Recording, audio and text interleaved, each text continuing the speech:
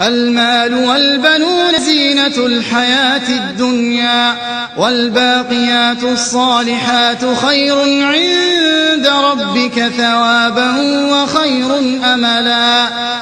ويوم نسير الجبال وترى الأرض بارزة وحشرناهم فلم نغادر منهم أحدا وعرضوا على ربك صفا لقد جئتمونا كما خلقناكم أول مرة بل زعمتم أن لن نجعل لكم موعدا.